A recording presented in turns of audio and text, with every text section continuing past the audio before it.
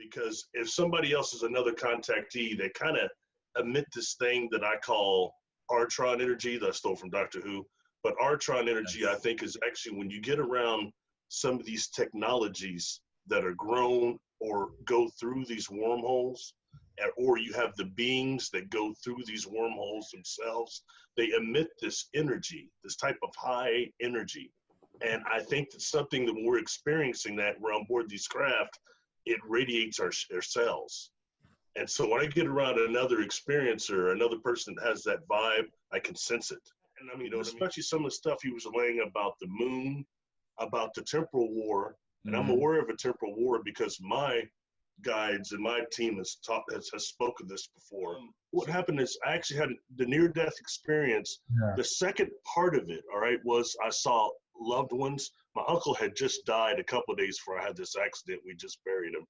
And I saw my grandmother and her friend, all right, which was very real, like talking to you guys now. It wasn't like some vision. It's like I was there talking to them. And my uncle said something that scared me and kind of woke me up. But anyway, point being, after all this is over, before I could even fully remember who I was, when I woke up, in my mind's eye, I could still see these angelic forms. I'll call them angels or supernaturum, a word the Uranta book uses, supernaturum. I think that's more accurate. These are very high.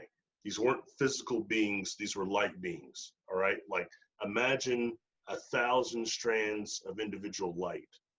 And I saw different ones. I saw four different colored ones. Wow. Right? So that's something that I can still see. I can still feel these beings and see them. So then even after I remembered who I was, this was still with me a lot. And the reason why this kind of coerced me into coming forward is that I've dealt with, through childhood, other experiences that are non-humans of some type, either interdimensional or extra-galactic, all right? And they're very high vibration also. And when I say that, and I know people get upset when I say sometimes, but sometimes their consciousness seems like it's quite a bit more evolved than ours, right? But by the same token, these beings were nowhere near the same as these angelic forms I saw when I died. And I know that these angelics channeled the people's energy that were praying for me. The Prime Creator created healing energy so that I could be healed. Because I've defied all things of being cognizant and being able to talk to you right now. I promise you that. That's something that a lot of people tripped out on, but I know there's just other things involved. But nonetheless, I wanted to know why is there such a difference between, because these angelic forms were I can almost call them regal, and they were emitting so much light and so much pure love coming off them. I swear to you, just a little bit more, I think, would have actually burned up probably my chakras or burned up my body. I don't think we can take so much of that. Yeah. You don't think of love being able to hurt in that way, but I think some of them has to be contained when exposed to us. I spent years doing spiritual practices to try to evolve my consciousness and awareness to a point of where I went directly to the Prime Creator at the point of death and skipped a lot of these other levels and stayed aware. Now, I tell you, with all that practice and everything I did, but when I got hit and got jacked, I was up there laying up there, and a lot of times, man, my butt was out. I mean, I was laying in a coma and I was out. I mean, I know it was probably processing things, a lot of things my brain was processing and doing, but I can't fully recall all of them. So that means that when the death process hit me, I still experienced, I'm a firm believer that the death process wants our life memories, and that's what it takes from us when it hits us and when it impacts us. And I was trying to survive that, but yet when the death process impacted me, still I found that I was kind of encountering that, I think maybe it's the Christian Bible that calls it the sleep of death. There's a sleep that comes with death. I encountered that. So I was not fully aware the whole time like I should have been for all the spiritual practices and accumulation of energy and awareness I was doing. They told my family when I didn't stay dead, I guess, that to be prepared, I'd be a vegetable. Yes. Devoid of long time life memories, especially. All right. Now I'll throw something extra in for you. Right. one of the things I suffered was diffuse axonal, which means that my brain had actually turned in the case. Okay, and they said if it didn't turn back, most likely I would die from the swelling. Wow. Well, there was a well-known clairvoyant in my city that came to see me while I was in the coma. She came to see me, and I had called her after I was out of the hospital and well again. And I said, I want to talk to you about some of the NDE. So when I go to her house, and she starts telling me that, she says, when I walked into your room, they let me go back there. And I tried to clear the energy, and that as soon as I walked in, she described seeing 6 angels in this room. I remember 4 that I could see in my mind's eye. She described 6. She said each one that spoke to her, it was telepathically a different language that came along with musical notes of the type. And he said when she walks in, there's this yellow one there. I remember the yellow one. And he says that you're going to make 100% recovery. And she said, I never doubt the angels, but you look pretty bad. And I was like, okay. And she says, and in the next angel, there was one, the next one was above you, and he was massaging your brain. She said, I don't know what he was doing. He was massaging your brain. He was doing something. And there were others working on, one on my lower neck, one on my lower back, and the other ones watching them. She described 6. Now dig this. So one morning, they call my family and tell them something's happened. His brain turned in the case. Turned back. So what she was seeing was this angelic form trying to turn my brain in the case. Wow. And for anyone that wants to dispute that, look up diffuse axonal and look up what the turning of the brain in the case is that I'm talking about. It's very real. So, and this is the term that they gave me, okay? Temporal aphasia. And what that's got to do is that when you're actually on the craft, like for me, even when I first got, like the first adult experience I had, that I talked about that one quite a bit, when I actually went into the craft, all right, and then it automatically, it starts feeling strange. You just feel a little bit strange. And there's this device on the side of the wall that's a black cube, but it's like this, it almost looks like a tire wheel or spokes holding it up, but it's like at a 90-degree angle or something like that on the wall. And when I start looking up at it, that's the first time it really started, like this feeling.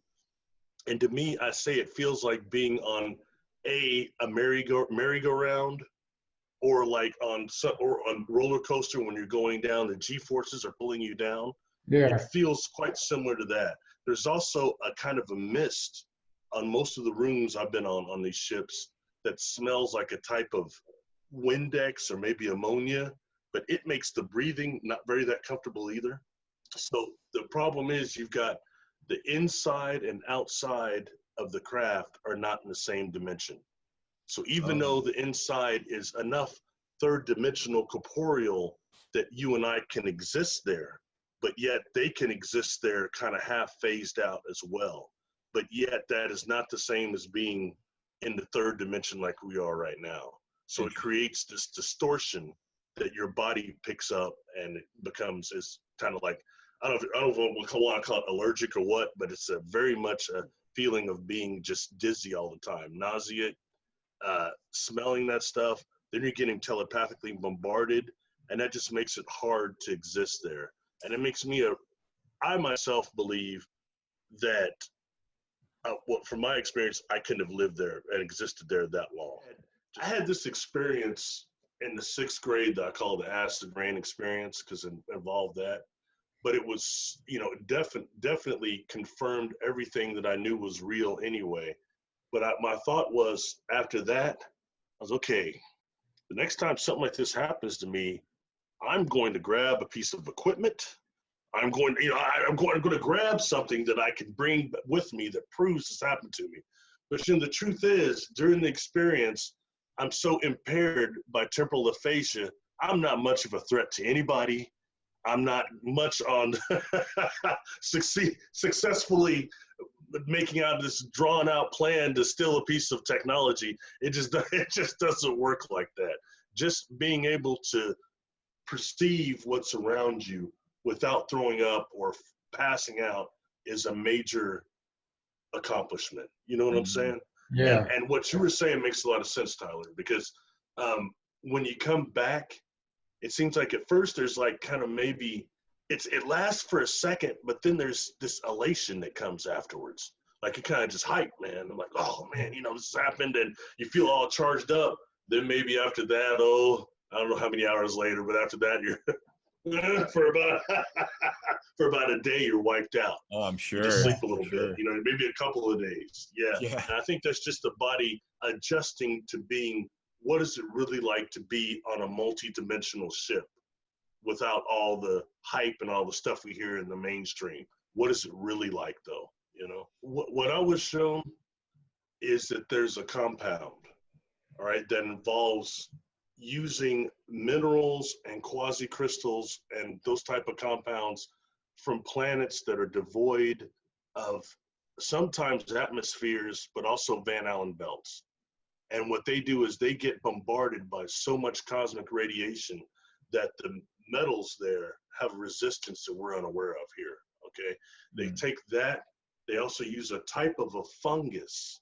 There's all types of fungus. There's a type of funguses combined with the DNA from parts of the crew members, just the DNA itself. All that is taken together and grown over a micro wormhole.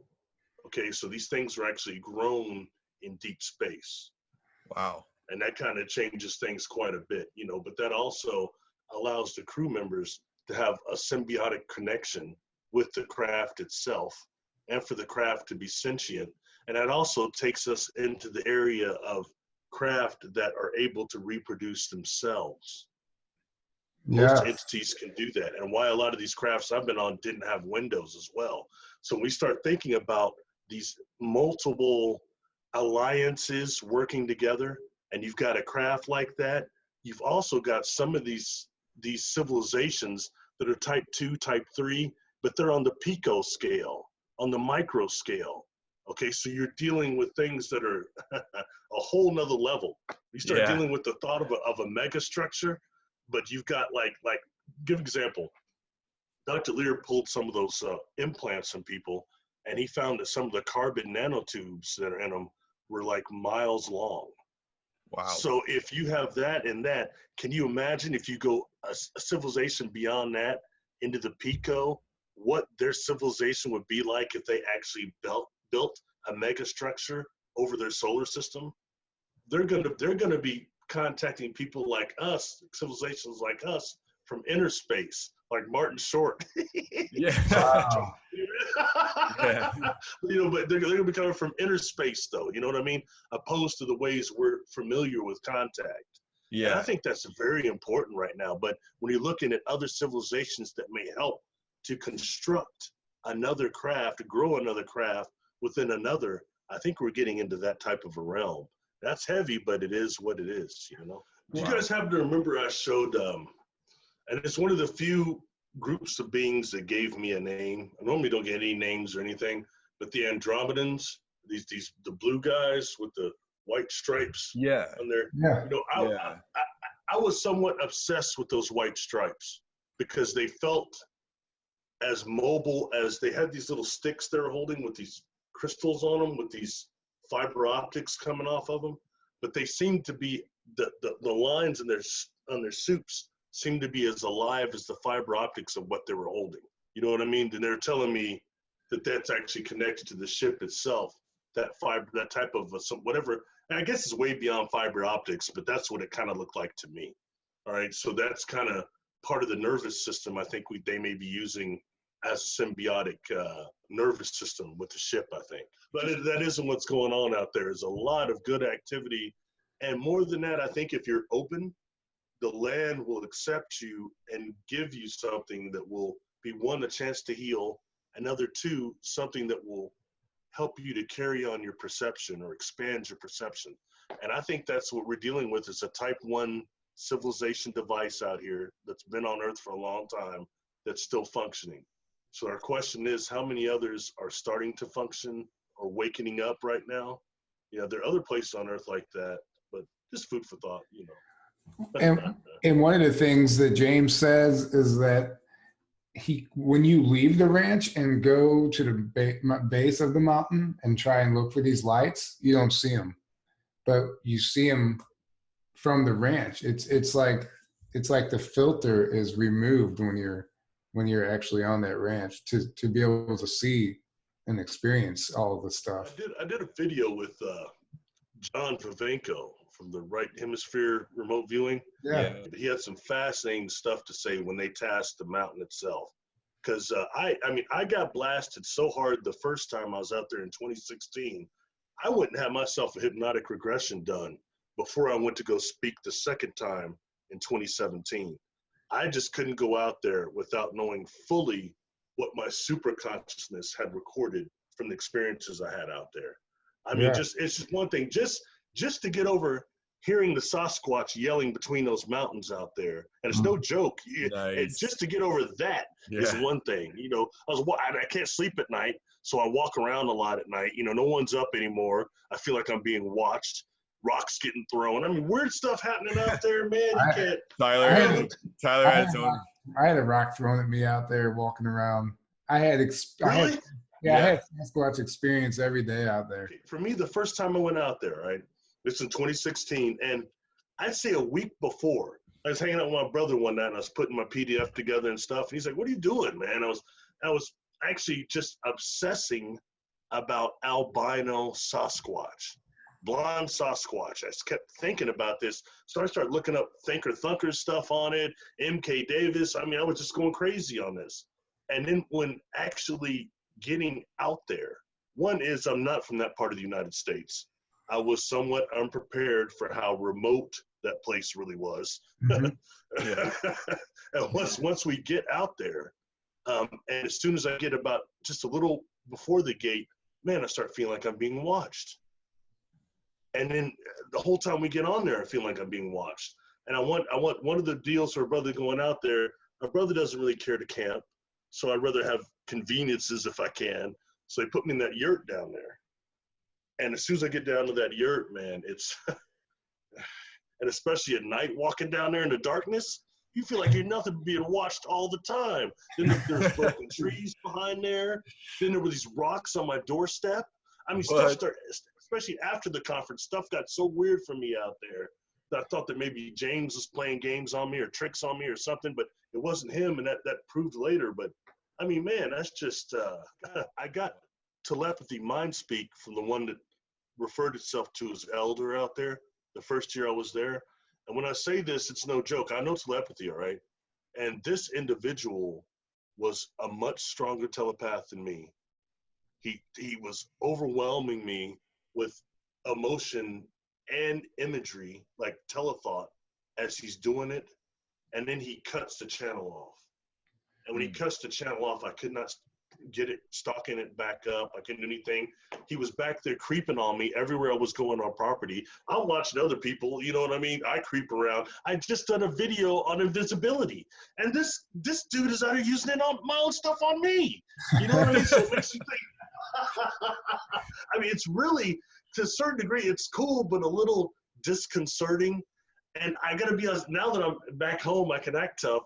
But the truth is, I'm out there, I'm not so sure I'm prepared to see one, especially when because you know that's something that he thought happened for me. I'm walking back down to the yurt. It's got to be, oh gosh, fellas, it's like 3:45. It's late, you know. And I just turned off my flashlight. I say, look, when I was back home, I said I wanted to have experience. That was just talk.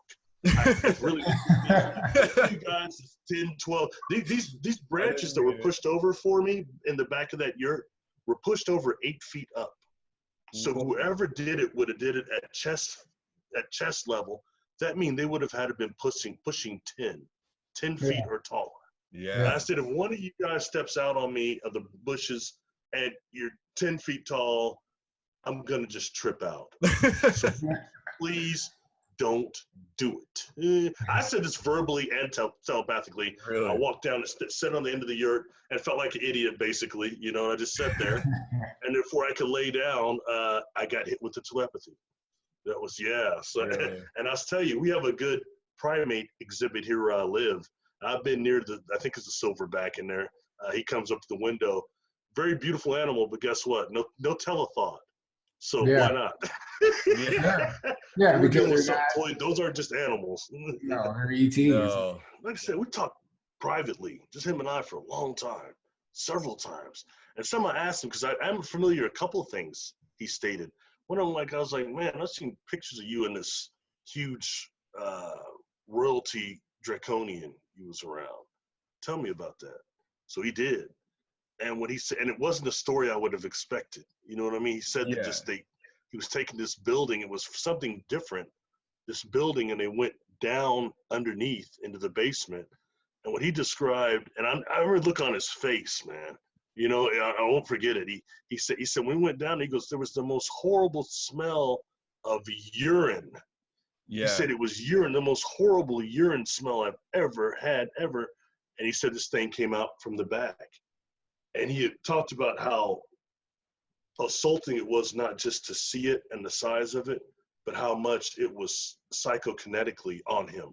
Mm-hmm. You know what I mean? And that, I mean, I'll tell you, that I'm like a polygraph, and that's pretty real. His description, that was pretty real. Look on his face. Yeah. I'm firmly convinced that 85% of our population is having intense contact. And it's more than half is unaware of it. This is stuff that are happening in the dream cycle, you know, in the subconscious, superconscious. Even the people who are just seeing a UFO for a few seconds, you know, a lot of communication can go down there superconsciously that we're unaware of. And the further we get away from the event horizons itself, the harder it is to kind of solidify those memories. Can I talk to you about this and that? And they'll tell me a really intense contact experience. A lot of times it may have happened in their room. They wake up and a being is there and starts communicating with them, you know? Yeah. And then they'll say the same thing, but I can't tell my husband about this. I can't tell my wife about this. Yeah. I'm sitting up there just kind of going like this, scratching my head, going, well, you know, did it happen? Well, he was laying right next to me, but he didn't see anything. You know, thinking to myself, you can't hide this. You've got people in a situation like that living together, married, that won't tell each other that they're having experiences. That's how bad the disconnect is right now in our society. Yeah. And I'm hoping to see it definitely get wiped out more and more. But I mean, man, that's serious, to where you can't tell somebody that you're going to spend your life with that you've had experiences. The fear of being labeled as crazy or these other things, but it's stopping us from going forward into becoming a type 1 civilization. If you remember Star Trek First Contact, when the Vulcans came here, everything changed, man. Can't hide it then, you know. Anyway, I get startled by just the appearance of some of the beings, and or waking up not at home or being in an environment that's not normal. But they've never assaulted me. They've never done any, except what I showed the Andromedan Council members doing, or when I got in the descent chamber where they put that like backpack thing on me.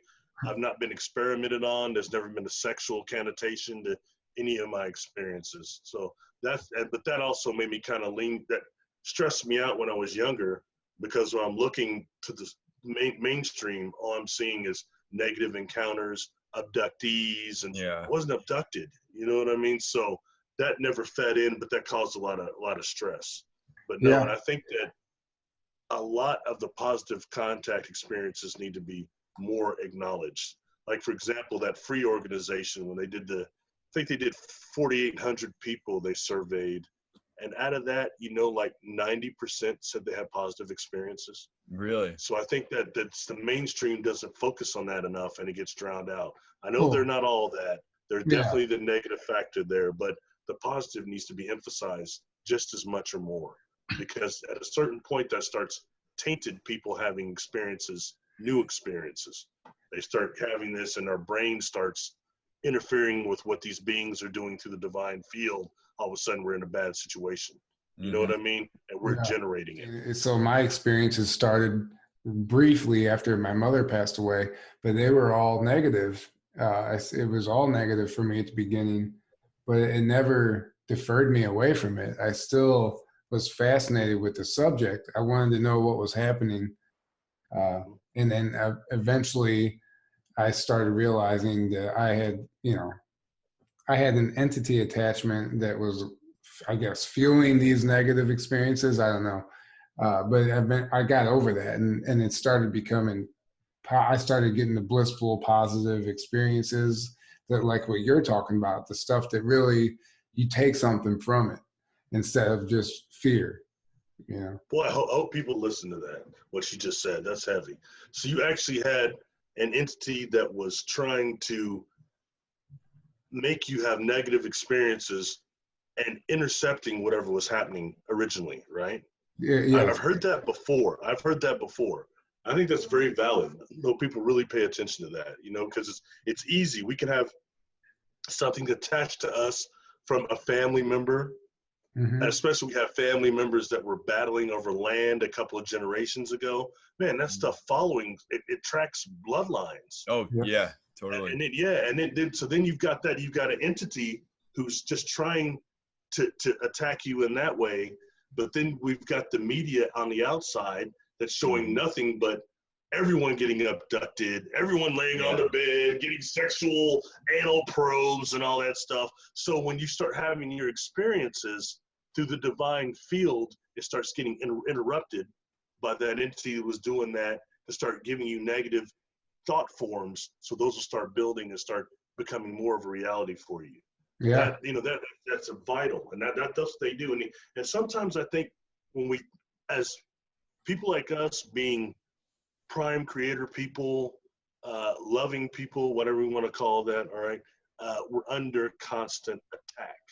Mm-hmm. You're aware you're under constant attack, and it becomes a method of not just how we shield ourselves. Sometimes that protects us. So what are the other ways and avenues that these forces use to start breaking down your shields and to get in the cracks?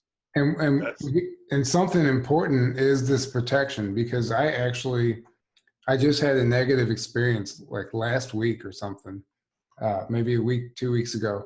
And I woke up to this being in my room. It was like a transparent being, but I could see the veins. I could see its veins, its inner structure. It was almost like bioluminescent. But he had this pumpkin head. I woke up and he was in my room and I'm staring at him. Really? And I didn't say anything. And he had this pumpkin head, which I thought was funny. I wasn't even afraid of him, actually. But I knew he was trying to scare me. And the reason he had pumpkin head, I think, is because I was terrified of that movie growing up, Pumpkinhead. I was so scared of that movie. And I think they portray themselves as something that they know you might have feared as a child. And I went to my Reiki healer. I just had a session last night, and I laid down in the bed, and she's like, "Wow, I'm surprised to see you like this." I was all out of alignment. I was all blocked up, and she said there was an entity, but it wasn't attached. She said, "I'm too bright of a light for it to actually attach, but they can definitely make it difficult for you." And that's what was happening to me. And she said, "Have you been doing your protection practices?" And I said, not like I should. And that's what happens as soon as you let your guard down. If there's a moment for them to get in, they'll try, or they will, and they'll make your life difficult. Whether it's you getting agitated about stuff or just small things, it just leads to unhappiness essentially. So practicing that protection is crucial. Yeah, and I tried to mention this at the conference too. A lot of times, it not just these entities will do it. Well, so will a deceased person in the house. Also, they'll start doing things to where they can't get to you exactly, so they'll start manifesting into liquids. As in start messing with the plumbing of your house, cause you a bunch of problems. They'll jump over into your car, starts messing with the plumbing there, messing your transmission, and all these things to stress you out. Stress you out. Yeah. That's another good way to do it, is to create financial havoc. And that's it seems like that's what was happening too. It was wild. Tyler, I had a question. So you said you had a bunch of other negative experiences. Were those with grays or something? Were they grays, or what kind of beings were they? Yes, I've definitely seen the grays. Other ones, at the beginning, I didn't see anything. I couldn't see the beings, but it was it was more of the sleep paralysis stuff. But it was becoming, it was becoming to where I was afraid to go to bed as an adult because I knew it was going to be a horrible experience. But yeah, it did involve grays, yes. You know, it's interesting how quickly they come with the negative experiences. I hear reptilians a lot, but yet when people tell me that, I haven't met as many outside of Corey that can tell me they physically seen one. Yeah. You know what I mean? I think the people that seem physically grazed, I know that, but reptiles seem a little bit different. And I wonder how much that is the media interjecting that as well. But the gray thing, there's so many, I know there's a lot of different types of them. Like I used to, when I couldn't see some of these beings and they're on the craft, they're communicating with me or they're giving me information, you know what I mean? When I'm in my normal 3D life, I'd be like, how come I can't see you? Are you grays? You know what I mean? And they'd be like, no, that's not our vibration. And they'd show me certain things about grays, implying that they're some type of an android bio. When I started listening to actually their first few descriptions of those beings, I remember Betty Hill saying something about the leader of these Zetas. She said the leader looked different. She said he had a huge nose. And she kept saying he reminded her of what used to be an old comedian named Jimmy Durante. Jimmy Durante was at a big old nose. They called him the Snodge. So, but I mean, when you start thinking about that, when you start looking at some of the older, like in Samaria, some of the headdresses, and some of them were having big noses also. So it just kind of makes you wonder, you know, where that kicks in, at what type of a gray is it that has the big nose opposed to little ones that we're familiar with. Yeah. It's just so many possibilities, I guess. And the only beings I've seen that look even remotely similar to that was these Andromedans, and they weren't gray. They were these little blue guys that, I mean, they were ridiculously little. To tell you that they were 2 feet tall might be pushing it. These little guys, yeah, but they weren't exactly grays either. So I don't know where that begins and ends as far as a body form. As far as I almost said Adam Cadmon, but that's the humanoid form, right?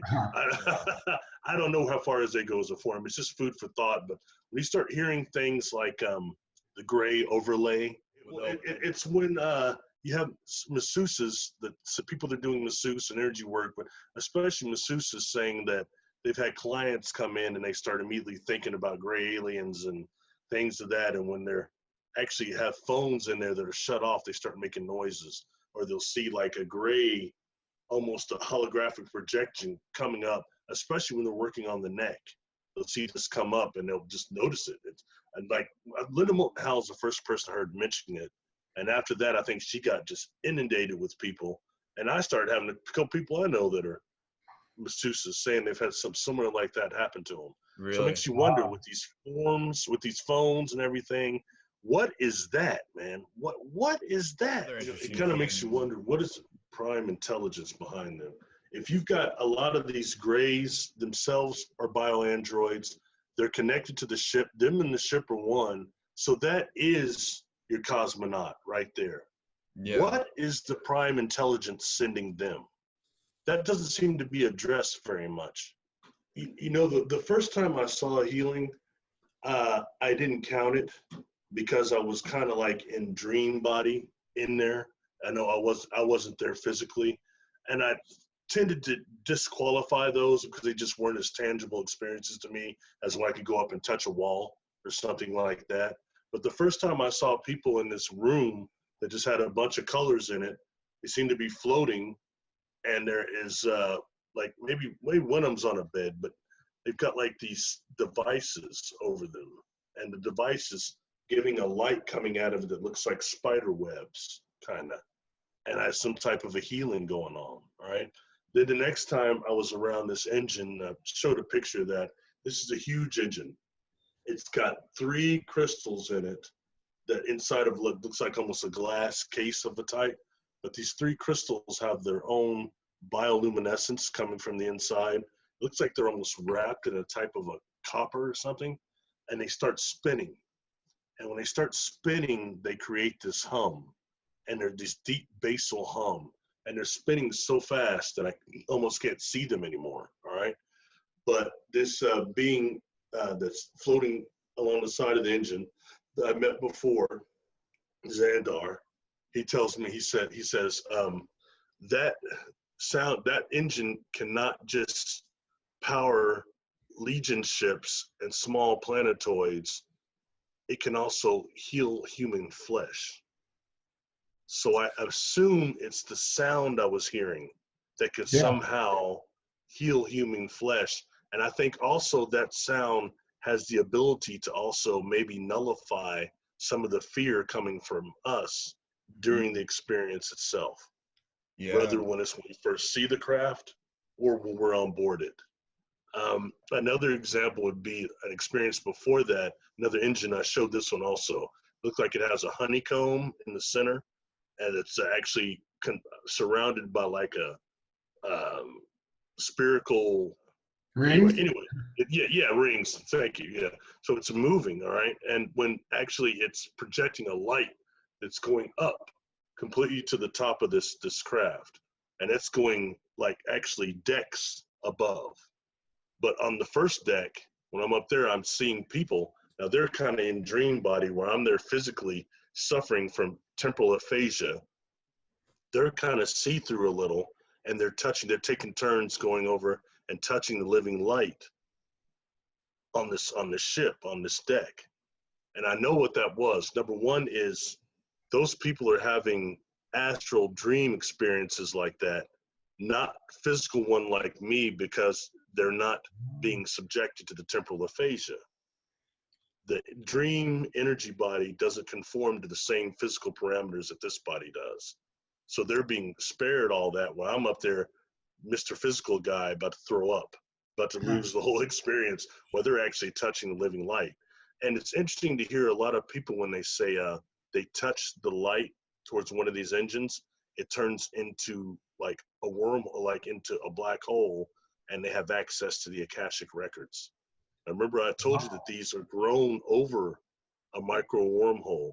So technically, the engine itself is temporally displaced, and when someone's touching the light body, it's going to be convert to those particles you'll be able to see using that.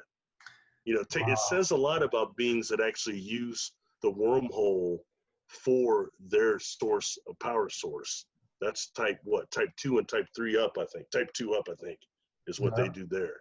So, yeah. Man, just you talking about that, the level of technology that they've reached is so complex. Like for the human race to even begin to understand this in a digestible way we're so far off.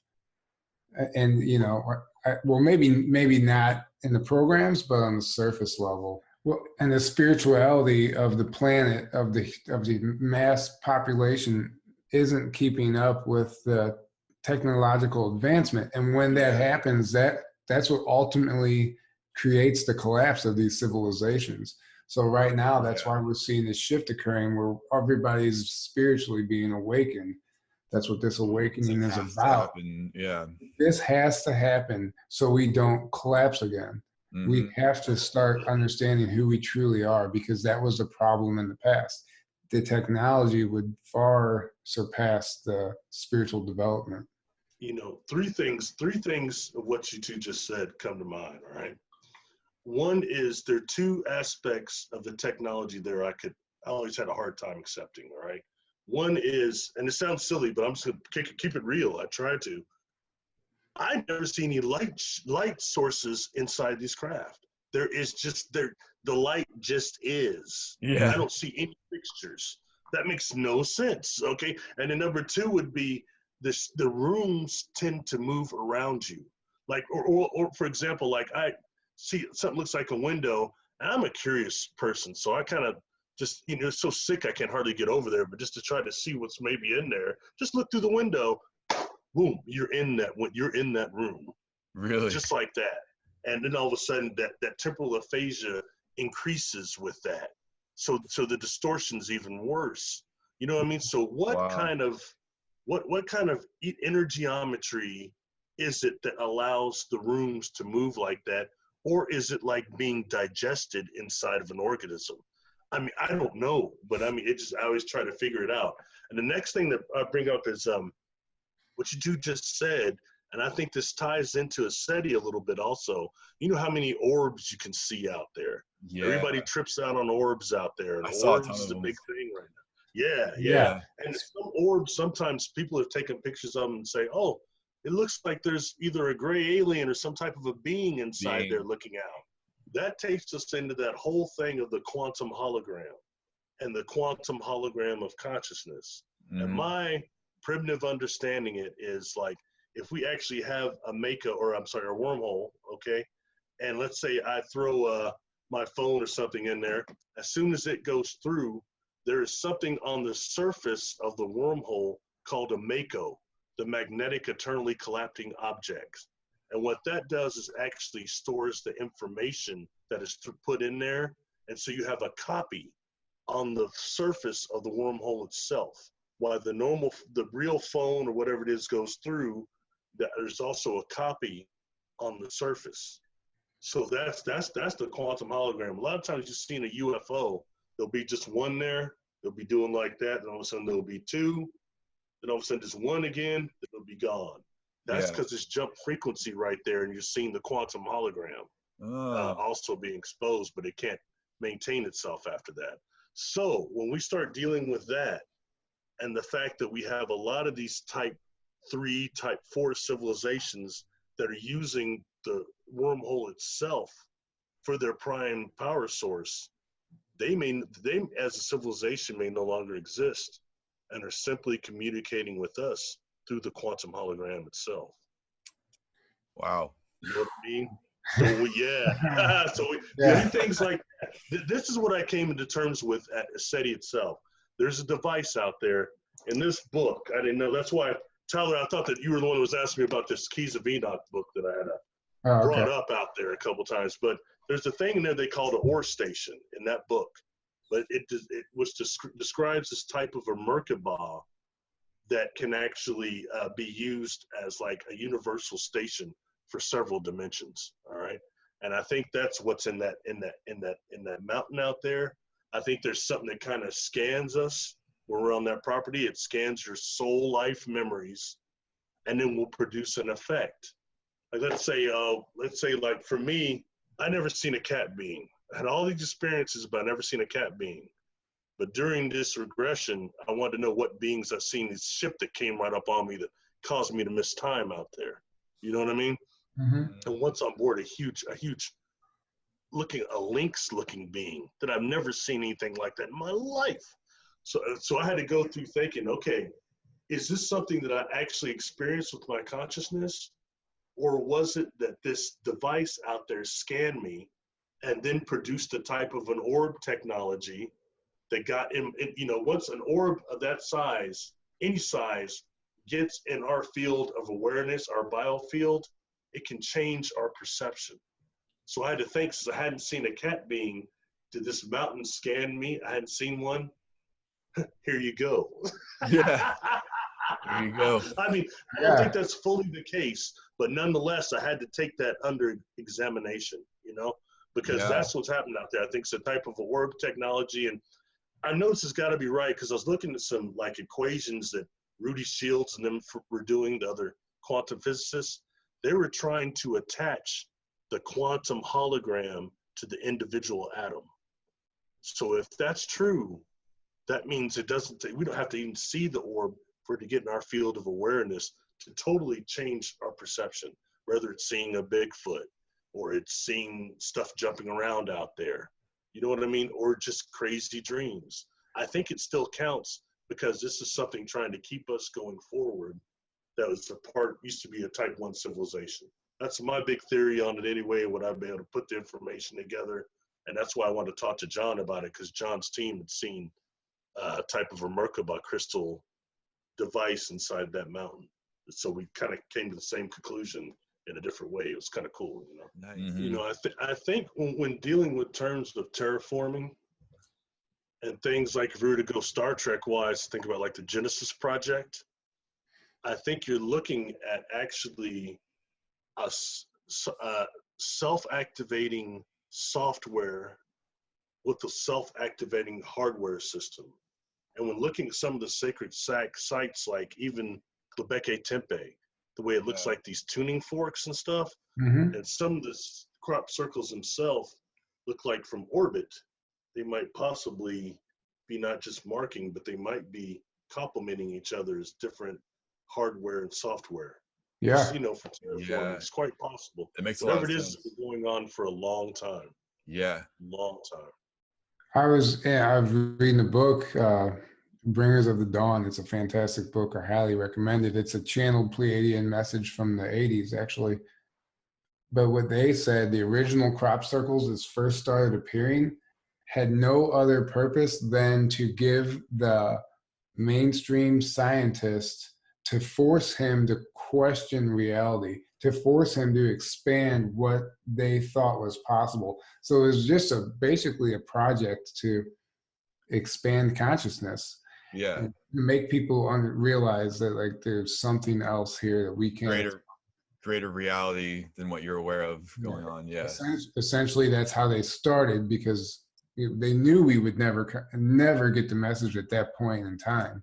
Now we have a much better chance of deciphering this stuff. But well, it's interesting because something I asked John about actually the crop circles. That was before the video. Then we talked about there again.